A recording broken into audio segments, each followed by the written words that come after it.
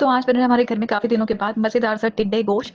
टिंडे की जहाँ तक बात है तो बहुत सारे लोग नहीं खाते हैं, लेकिन जिस अंदाज़ में मेरे घर में बनते हैं, चाहे गोश्त के साथ बने, चाहे बिना गोश्त के बने, मुझे बहुत पसंद आते हैं और ये रेसिपी आप लोगों के साथ शेयर कर रही हूँ कि आप लोग देखें। मेरे घर में मटन जो है ना, वो बहुत रेयरली बनता है, क्योंकि मटन का टेस्ट इतना ज़्यादा मुझे पसंद नहीं आता, लेकिन जब वो इस तरह से टिंडे गोश्त या अरबी गोश्त इस तरह से बनता है ना, तो मुझे बड़ा पसंद है और मैं चावलों के साथ इसको खाती हूँ, ऊपर से लेमन डाल के, तो अलग ही एक किस्म का मतलब फ़ौरन खत्म हो जाता है। जितना भी बनता है वैसे छोटी क्वांटिटी में बनता है, स्मॉल अमाउंट में बनता है मेरे घर में हर खाना, क्योंकि सिर्फ़ 2 लोग ही होते हैं। तो आपके घर में जितने अफ़राद हैं आप लोग उस हिसाब से बनाइए, लेकिन मेरे घर में इतना ही खाना बनता है कि ज़ाया ना हो और वो उसी टाइम खत्म हो जाए।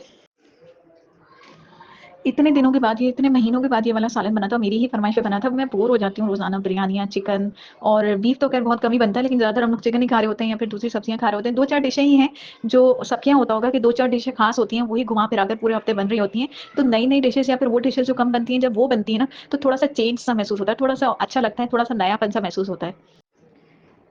जैसा कि आप लोग नोट कर रहे हैं, जो मेरी रेसिपीज़ हमेशा देखते हैं कि इस दफ़ा हमने कोई भी नॉन स्टिक बर्तन नहीं लिया है, हमने एक तांबे की पतीली ली है जिसको हमने कलई करवाया हुआ है। और आप लोग मानेंगे नहीं, ये पतीली मेरी अम्मी की शादी के टाइम की है, जो मेरी नानी ने उनको जहेज़ में दी थी। एक ऐसी है और एक इससे बड़ी है, लेकिन हमने फिलहाल इस मीडियम साइज़ की पतीली में बनाया है। बेसिकली छोटी-सी देग है और मुझे बहुत पसंद आ रहा था इसको देख कर ना, मैंने अम्मी से कहा, मैंने कहा, "आप इसको निकालिए अपने बक्से में से और इसको कलई करवाएँ और हम इसमें ही खाने बनाएँगे।" और इसमें जो खाने बनते हैं ना तांबे के बर्तनों में, उसका जो टेस्ट होता है वो नॉर्मल बर्तन से 10 गुना ज़्यादा होता है। आप लोग पका के देखें। हाँ, ये थोड़े महँगे होते हैं ऑब्वियसली और बार-बार इसकी खलाई उतर जाती है, इसमें खलाई होती है बार-बार, क्योंकि ये काला हो जाता है, लेकिन जो उसका टेस्ट होता है ना, कुछ भी इसमें पकाओ, वो अलग ही लेवल का उसका ज़ायक़ा होता है और हमने इसीलिए इसको इस्तेमाल करा। हम आजकल की जनरेशन जो है वो नॉन स्टिक बर्तन ज़्यादा इस्तेमाल कर रही होती है, लेकिन मैं आपसे कहती हूँ और अपने तजुर्बे से कहती हूँ और दिखाती भी हूँ आप लोगों को कि जो सालन निकल कर आया था ना, जो अभी आप लोग वीडियो में देखेंगे कि सालन का जो कलर आया है, उफ़!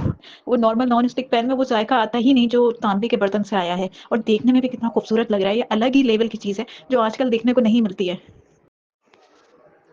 पहले मैं छोटी थी ना, तो मेरी थिंकिंग बहुत ही अलग थी। मैं समझती थी कि हर चीज़ जो है ना दुनिया में अच्छी होती है जब आप अच्छे रहेंगे। अगर आप अच्छे हैं तो आपके साथ अच्छा ही होगा। लेकिन जब मैं बड़ी हुई ना, मैंने कहा नहीं, आप जितना अच्छे होंगे, जितने मुख़लिस होंगे, जितने मासूम होंगे, ये दुनिया आपको बेच कर खा जाएगी। इसलिए ज़रूरी है कि अपने आप पर, अपनी गट फीलिंग पर आपने हमेशा भरोसा बनाए रखना है। सेल्फ कॉन्फिडेंस कभी नहीं छोड़ना, ओवर थिंकिंग में नहीं जाना, किसी के कॉम्प्लीमेंट से अपने आप को डिस्करेज नहीं करना, कन्फ्यूज़ नहीं होना, उदास नहीं होना है। आपने हर हाल में पॉज़िटिव रहना है और अच्छा ही सोचना है। इससे क्या होगा, इससे आपका सेल्फ कॉन्फिडेंस बढ़ेगा और जब सेल्फ कॉन्फिडेंस बढ़ जाता है, तो आपके लिए हर चीज़ आसान हो जाती है। आपको इसके लिए स्पेशल खुशियाँ तलाश करने की ज़रूरत ही नहीं है, आप बिना वजह की खुशी महसूस करने लगते हैं। ये जो बैठे-बैठे अचानक से अंदर से एक दुःख सा होता है ना, एक अचानक से एक आपको लगता है कि पता नहीं क्या हो गया और क्या नहीं हुआ है, बैठे-बैठे ओवरथिंकिंग आ जाती है, एकदम से दिल उदास होता है, एकदम से बैठे-बैठे दिल घबराना शुरू हो जाता है। इसका एक ही इलाज है कि थिंकिंग अपनी या तो कम करें या फिर पॉज़िटिव थिंकिंग करें।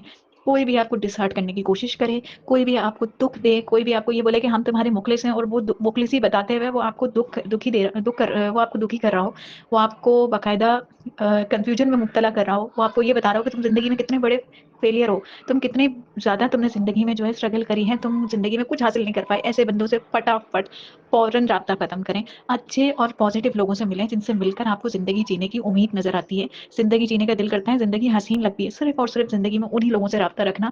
कभी भी ऐसे लोगों से राब्ता नहीं रखना जो कि आपको ये कहें कि भई कोई खुशी नहीं मनाओ, या आपको लगे कि वो आपकी खुशियों में शामिल होकर भी खुश नहीं है, वो आपको खुश देखकर ज़्यादा दुखी हो रहे हैं, ज़्यादा नाखुश हो रहे हैं, तो उनसे फटाफट आपने जो है ना राब्ता ख़त्म करना है। अपने आप को इतना मज़बूत बनाएँ कि कभी भी किसी को छोड़ना पड़े ना, और आप सही छोड़ रहे हो, तो उसके लिए दूसरी दफ़ा आपको सोचना ना पड़े।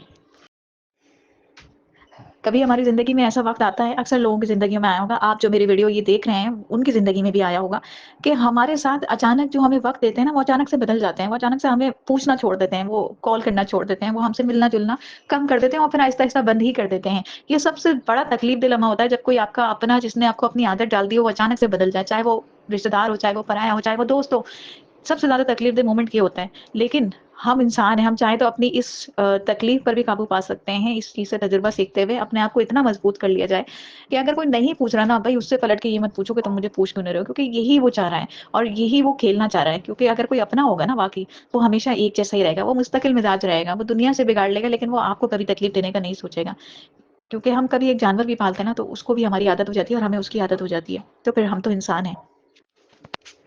इसीलिए जितना हो सकता है इंडिपेंडेंट रहें, अपने आप में अपनी खुशी तलाश करें। सबसे पहले अपने आप को प्रायोरिटी दें, अपनी सेहत किसी के लिए खराब ना करें। सोच-सोच कर अपना वक़्त किसी और के लिए खराब नहीं करें। जो वक़्त आप अच्छा गुज़ार सकते हैं, उसको किसी के लिए रो के खराब ना करें। लोगों से भीख नहीं माँगे कि हमें वक़्त क्यों नहीं दे रहे, कल तक तो ऐसे थे, आज क्यों बदल गए? ठीक है, बदल गए तो बदल गए। हम भी इतने मज़बूत हैं कि हम तुम्हें भुलाकर आगे बढ़ सकते हैं।